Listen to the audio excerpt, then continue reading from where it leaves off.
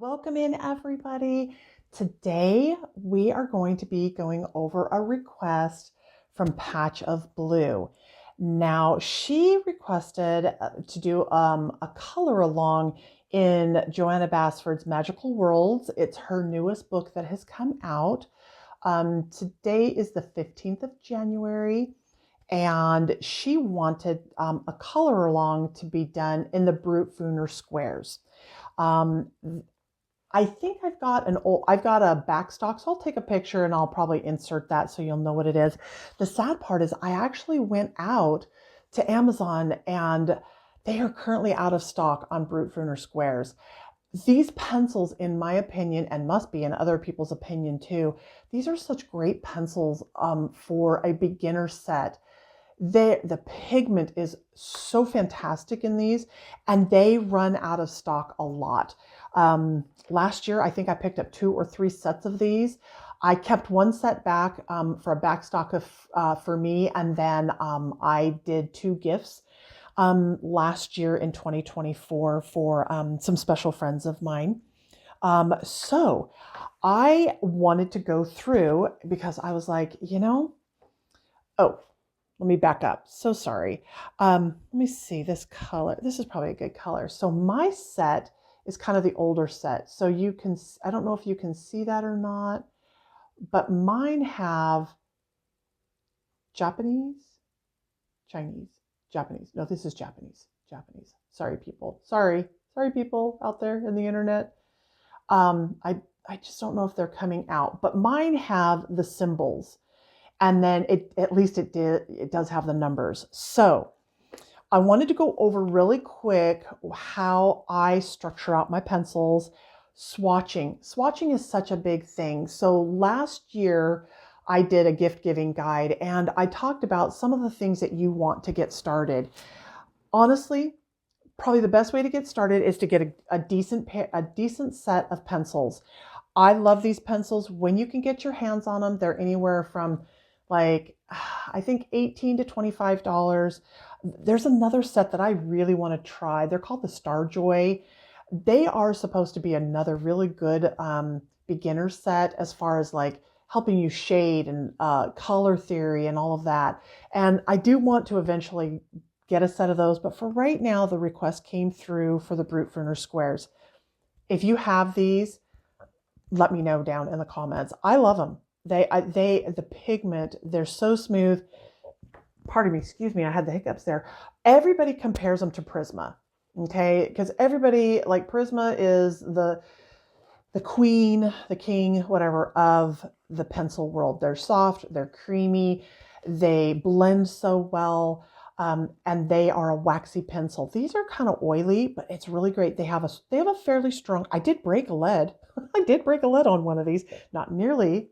If you've seen this, not nearly the breakage I get with Prisma, not nearly.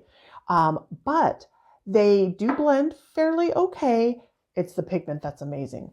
So when I got these, nobody knew what the name of the pencils were. And I cannot for the life of me find where this is. I can't.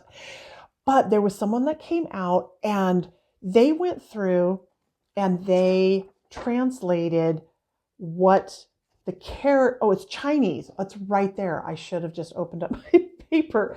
So the Chinese characters, so it was the Chinese characters, the translation of the characters, and then a suggested name. And some of these names are really quite spot on. And then some of them are like, wow, that's a weird name. But this is the color swatch that I've been using.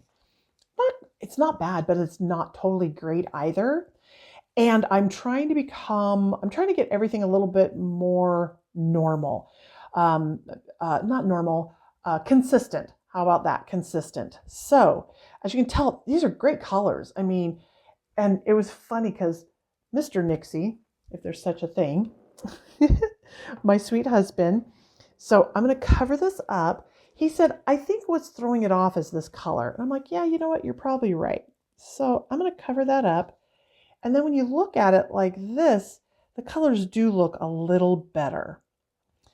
But I'm going to show you, and you guys will laugh because if you've been here any length of time, I love my little bubbles. And I finally found the video that I got this from. If I have the skill set, which is always the skill set, I'm trying to get this video out for this week.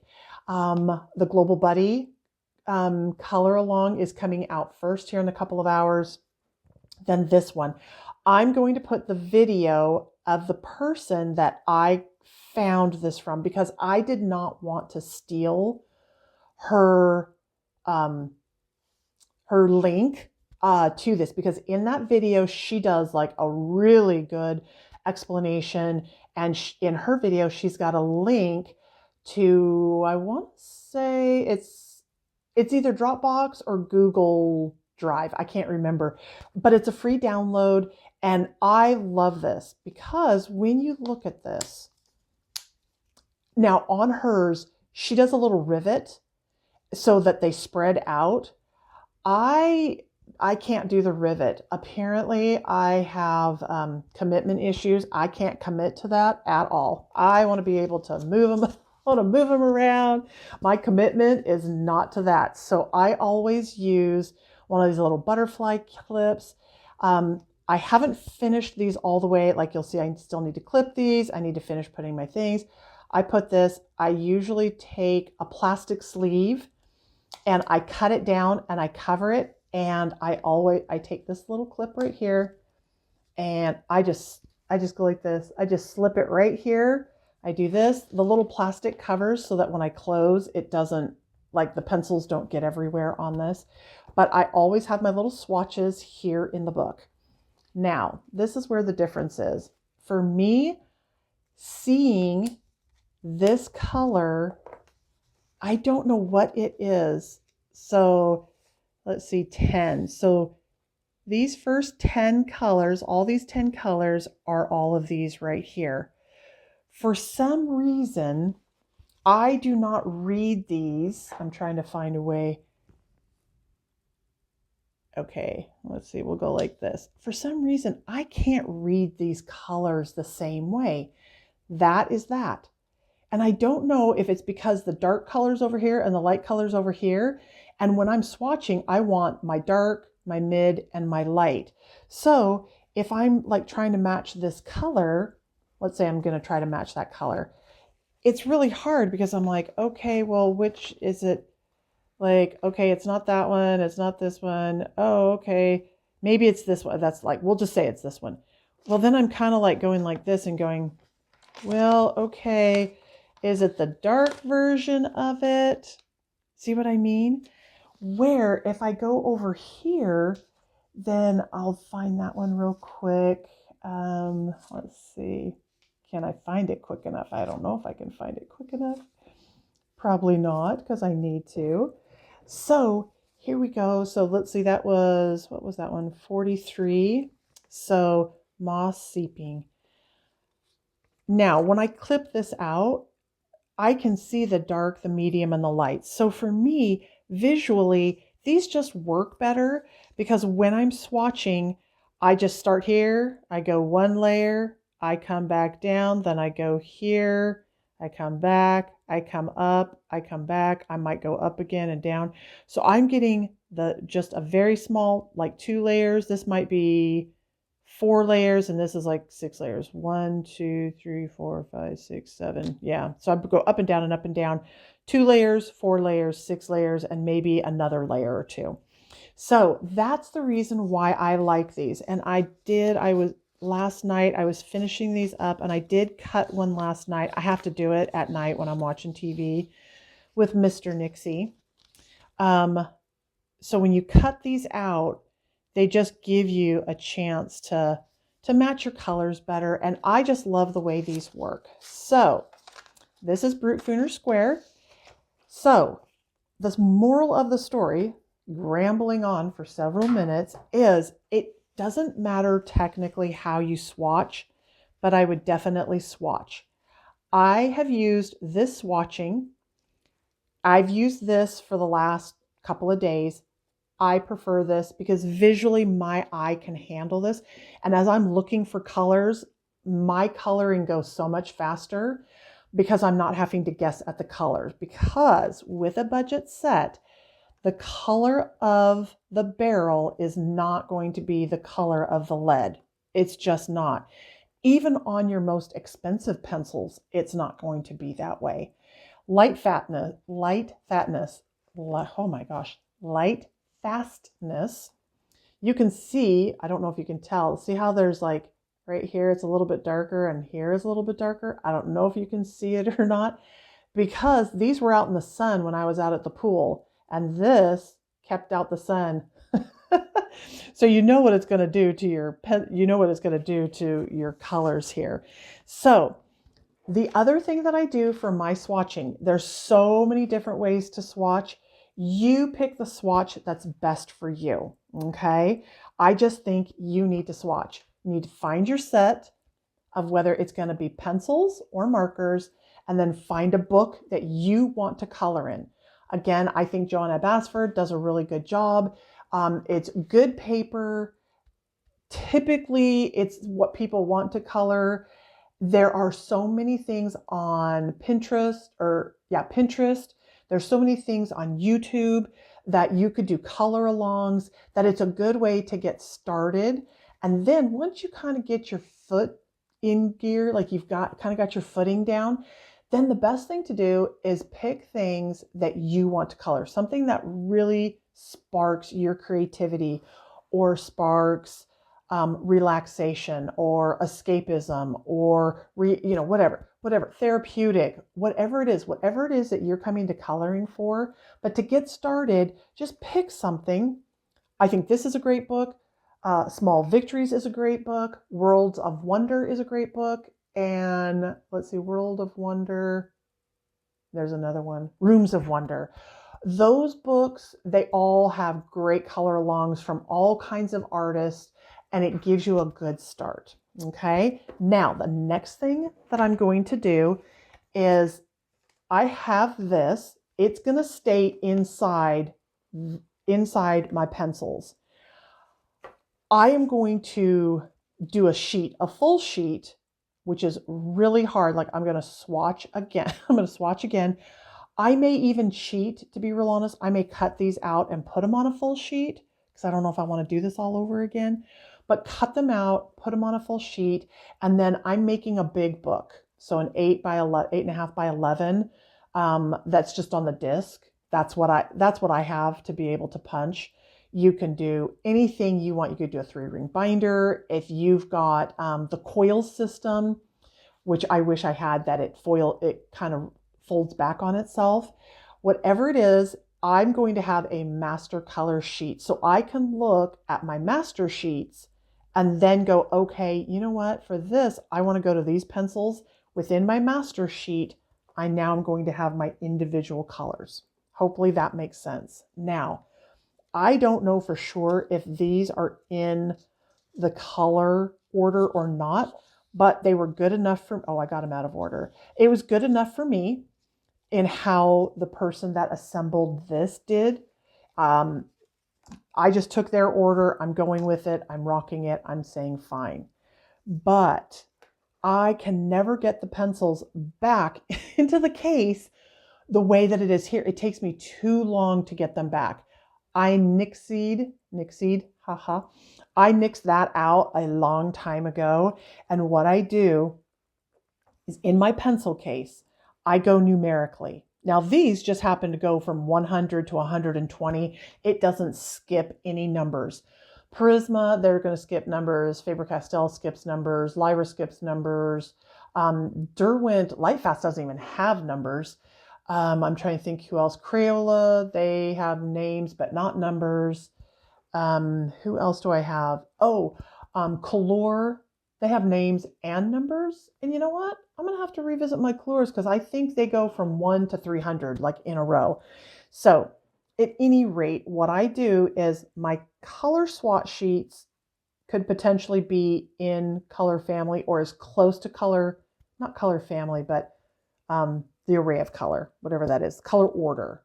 So they will be in color order, but in my booklet, I'm going to do them numerically so that when I find a color in green, okay, this one, let's say I wanted to do, what is that one? Sunken Town. Is that funny? That's such a crazy little name. Sunken Town, it's 82. Okay, well, fine. I'm going to go be able to find that really fast. Here it is. It's 82.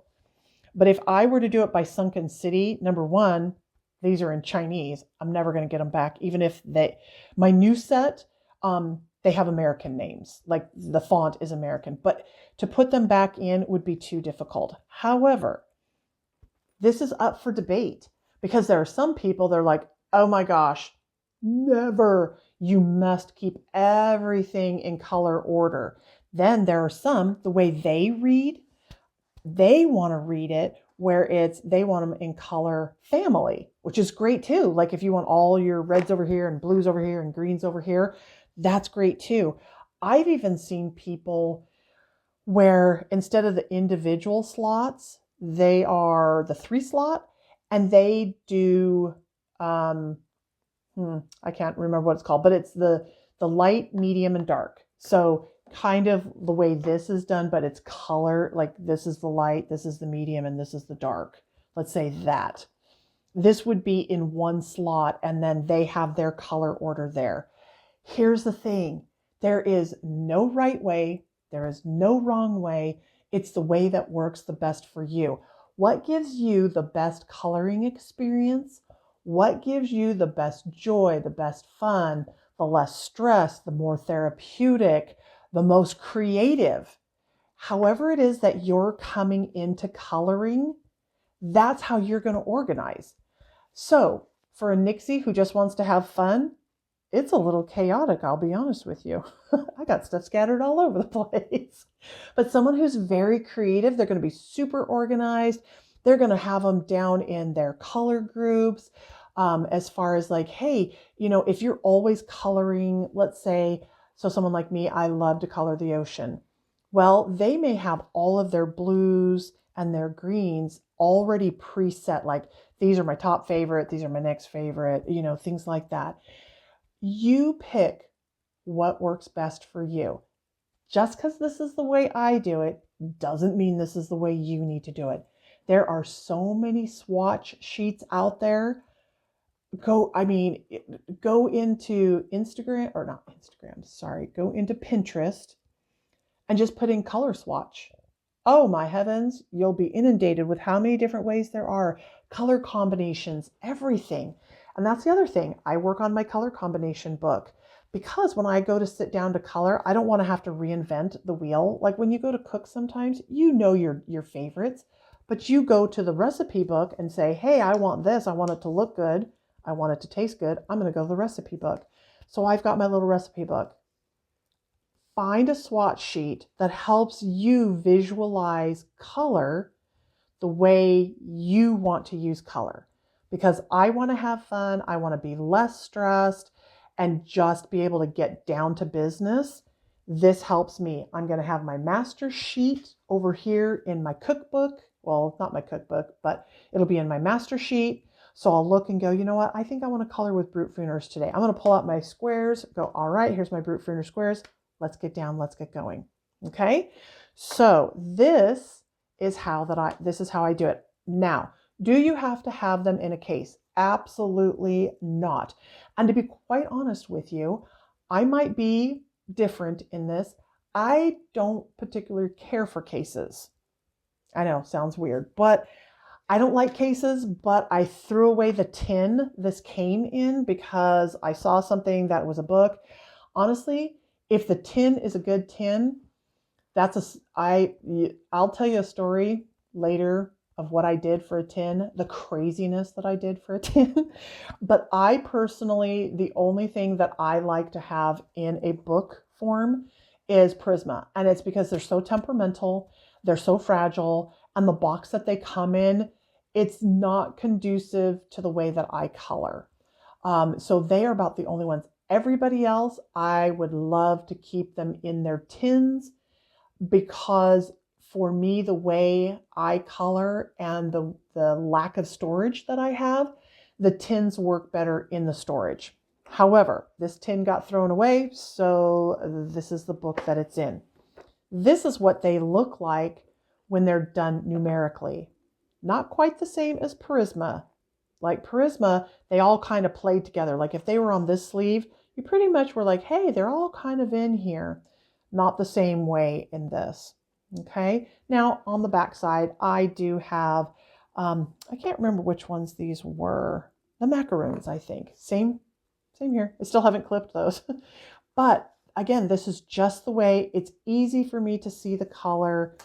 This is the way I like it. I don't believe they're in order. I think I just pulled them out of the box and kept them this way till I got in to organize them. So my macaroons are in here and my Brutfuner squares. These play very nicely together. They get along well and they stay here.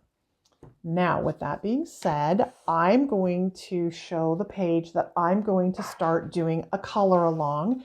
And Patch of Blue, I hope this, this is going to rhyme. Patch of Blue, I hope this works for you. But anyway, Patch of Blue, I hope you'll like it. But I thought I would do this one as the color along. And the reason being is that they're little, they're not little ends, they're kind of middle ends. Instead of doing one big, huge page, which I'm still not feeling totally comfortable in showing people how I color necessarily, but I thought this would be a fun one because, you know, I'd read something that talked about in 18 minutes a day, if you practice something, you become an expert at it. I really don't have any aspirations to be an expert colorist. I just want to have fun and be a good colorist. But if 18 minutes a day will get me there, I thought, I don't know if I could do these in 18 minutes, but you could, because I'll pick the color. And if you like the color, you go with the color. If not, pick your colors and do it. But this is going to be the color along page. And I just thought it would be fun to do all these little ones. I'm going to do my best. I'm going to try to do them the best that I can. I'm going to try not to edit them so you can see it good, bad, ugly, in between.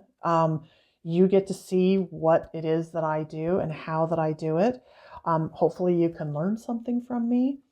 So I hope this is helpful in how I'm going to do this color along.